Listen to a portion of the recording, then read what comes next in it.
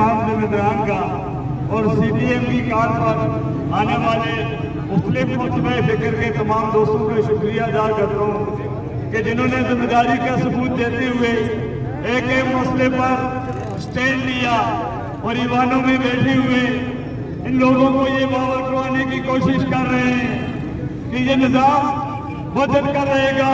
और डरो उस वक्त से कि अगर हमारी माएँ बहने बेटियाँ इस शहर में महफूज नहीं तो फिर वो वक्त दूर नहीं जब आपके घरों की तरफ रुख किया जाएगा।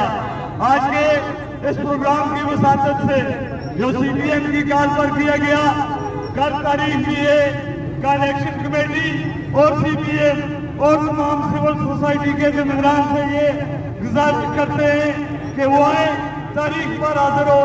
और मैं उस बेटी को, उस बहन को, उसकी फैमिली को मुबारकबाद पेश करता हूँ कि जिसने खुद को स्टैंड ले लिया, जिसने ये सोचा कि मेरी जिंदगी तो बर्बाद हो गई, लेकिन उन बुजुर्गों को कैमरे कतार तक पहुंचाने के लिए उसने कम्प्रोमाइज नहीं किया। जिस तरह अमजद खान साहब ने कहा कि उसने जो अपना फर्ज अदा किया, अब हम लोगों ने अपना फर्ज अदा करना है।